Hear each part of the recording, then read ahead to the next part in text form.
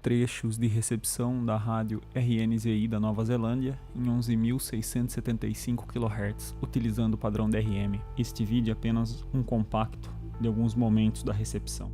The subsequent raid on his house. A spokesperson for Mr.com says he will donate any compensation to charity. An Otago University law lecturer, Professor Andrew Geddes, says the claim is huge.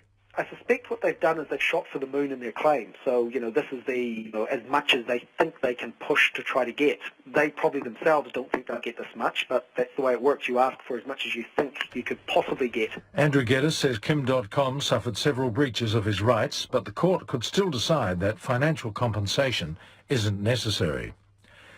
The jury has begun its deliberations in the trial of a man charged with killing a security guard in Auckland nearly 2 years ago. A 22-year-old, Sharon Preep Dhaliwal, was found in a pool of blood at a construction site in November 2011.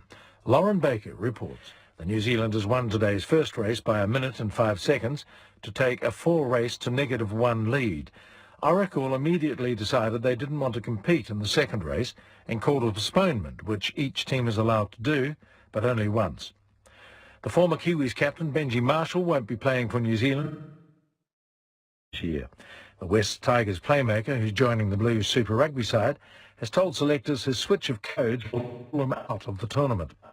The Australian coach Mackenzie's run out of patience with an out-of-sorts Will Guinea, dropping the halfback and stand-in captain from the starting 15 for Saturday's Rugby Championship match against Argentina in Perth. He's been replaced by the ACT Brumbies' Nick White. The news.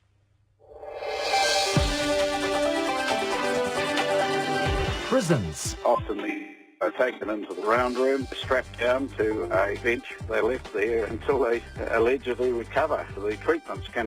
Snow lowering to 400 metres in Fiordland. Marlborough, Canterbury, thundery rain about the ranges, scattered falls further east today. Severe gale northwesterly, easterly fine weather tomorrow. Otago and Southland, high cloud, rain developing, easing to showers about the south coast in the morning and clearing elsewhere.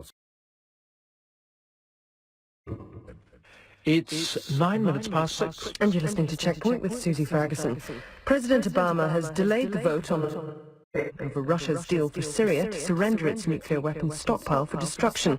The Syrian president has now not only accepted the Russian proposal, but has also agreed to sign on to the International Chemical Weapons Convention. President Obama stresses today, though, that he's ordered the American military to maintain their readiness to respond with force in case diplomacy fails.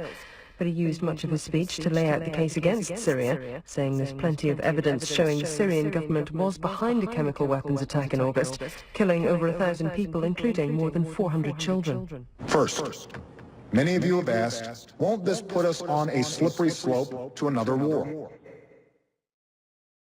Still recovering from our involvement in Iraq. A veteran put it more bluntly.